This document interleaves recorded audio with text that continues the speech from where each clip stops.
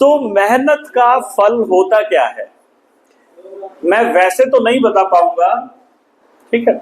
मैं एक छोटे से उदाहरण से अपनी बात को स्पष्ट करने का प्रयास करूंगा। एक चिड़िया समुद्र के किनारे उसका घोंसला था। चिड़िया सामान्यतः अपने जो भी उनका सीजन आता है उसमें अंडे देती है।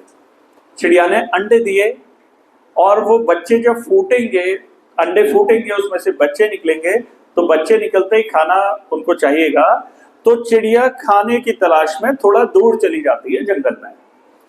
खाना लेकर के चिड़िया वापस आती है तो वो देखती है कि उसके घोंसले में अंडे नहीं है। वो आसपास ढूंढती है तो उसे दिखता है कि समुद्र में उसके अंडे हैं। जब वो चली गई थी तो समुद्र की लहर आई और उसके घोंसले में से अंडों को लेके वापस चली गई। जो समुद्र का एक स्वाभाविक स्वभाव है कि वो तटों पर उसकी लहरें जाती हैं, वापस आती हैं, उसी नेचुरल वे में लहर गई और अंडे लेकर वापस आ गई। चिड़िया ने समुद्र से मांगा जाकर कि मेरे अंडे वापस करो। समुद्र ने कहा ये मेरा स्वभाव है कि जो आ गया मैं उसे वापस नहीं करता। चिड़िया कहती है, अपने मन में ठानकर लक्ष्य निर्धारित करती है, मैं समुद्र को सुखा दूंगी। चिड़िया सुखा सकती है और डिसाइड कर लिया उसने, है ना। उसने प्रयास करना शुरू किया। उसका लक्ष्य क्या है, समुद्र को सुखाकर अपने अंडे वापस लेने। चिड़िया उड़ी, उसने थोड़ा सा अपनी चोंच में जल लिया, बाहर जाके छोड़ दिया, वापस आई, जल लिया, छोड़ दिया। अपने ऊपर पूरा विश्वास है, अपना लक्ष्य मालूम है, एंड शी इज एफर्टफुल, अपने लक्ष्य के लिए एफर्ट कर रही है। हम सबको लगता है कि वो चिड़िया मर जाएगी क्योंकि उसकी उम्र बहुत कम है, लेकिन समुद्र को नहीं सुखा पाएगी।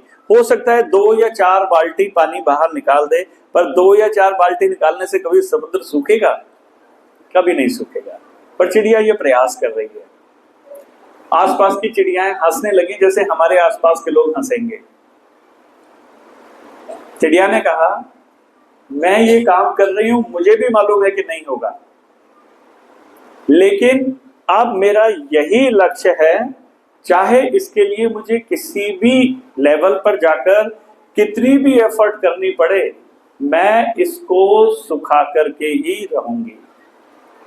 चिड़िया का डेडिकेशन देख करके कुछ और भी चिड़ियाएं उसके साथ सहयोग करने लगी। उसने किसी से नहीं मांगा, वो अपने लक्ष्य के लिए डेडिकेटेड है।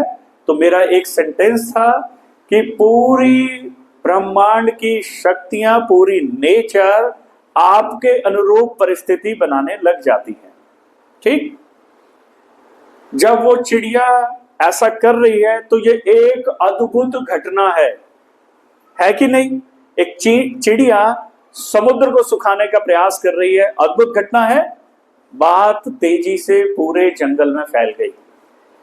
बहुत सारे व्यक्ति उसको आश्चर्य से देख रहे हैं, बहुत सारे मजाक उड़ाने की हिसाब से देख रहे हैं, और बहुत सारे लोग दयावश कि देखो हम चिड़िया का मनोबल बढ़ाते हैं, होगा तो नहीं पर हम इसका मनोबल बढ़ाते हैं। सारे जंगल के पक्षी चिड़िया के सहयोग में समुद्र से पानी निकालने लगे। बात देवताओं तक पहुंची कि उस जंगल में समुद्र को सुखाने का ये चिड़ियाएं प्रयास कर रही हैं। जब देवताओं तक बात पहुंची तो बात घूमते घूमते विष्णु जी तक पहुंची। विष्णु जी का वाहन है गरुड़, और गरुड़ को बोलते हैं पक्षी राज। गरुड़ भी सहायता के लिए अपनी प्रजा में एक छोटी सी चिड़िया का मनोबल बढ़ाने के लिए, प्रयास में उसका साथ देने के लिए आ गया। सारे पक्षी और उनके राजा गरुड़ मिलकर के समुद्र को सुखाने का प्रयास करने लगे। अभी तक भी ये घटना हमें असंभव लग रही है। विष्णु जी को कहीं जाना है, अब विष्णु जी को अपना वाहन चाहिए, और गरुड़ जी कहां पर है? समुद्र से पानी निकालने में। विष्णु जी ने गरुड़ को संदेश दिया किसी भी माध्यम से समझने के लिए मान लेते हैं फोन किया। गरुड़ जी ने कहा कि मैं अपनी प्रजा के सबसे छोटे और निम्न स्तन के पायदान के पक्षी का मनोबल बढ़ाने में, उसकी रक्षा करने में, उसके वचन की रक्षा करने में और सहायता में बिजी हूं। मुझे आने में समय लगेगा, जब तक समुद्र नहीं सूखेगा मैं नहीं आ पाऊंगा। और विष्णु जी को मालूम है ये बात कि समुद्र उन पक्षियों के चोंच में पानी भरने से नहीं सूखेगा। तो विष्णु जी नीचे उतर कर आते हैं और समुद्र को सुखाने के लिए समुद्र के बाहर खड़े होते हैं। अब आप सोचिए, पूरी सृष्टि के भगवान जब समुद्र को सुखाने का प्रयास करेंगे तो एक पल से भी कम समय में सारे समुद्र सूख जाएंगे। ये तो एक समुद्र है सिर्फ। चिड़िया अपने लक्ष्य तक पहुंच गई।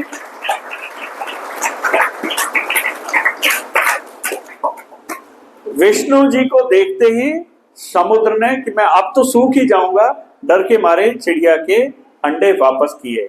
एक छोटी चिड़िया, कितना बड़ा लक्ष्य, अपने ऊपर विश्वास और अपने करने के ऊपर विश्वास, एफर्ट, पूरी सृष्टि, पूरा ब्रह्मांड उसके उस प्रयास को पूरा करने के लिए, उसके लक्ष्य को अचीव कराने के लिए उसके सहयोग में आ गया।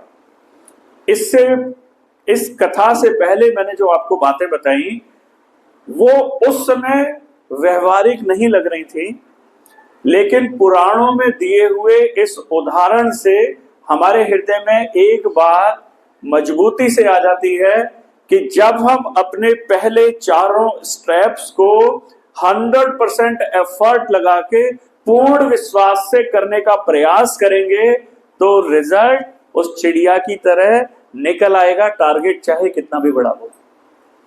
हमें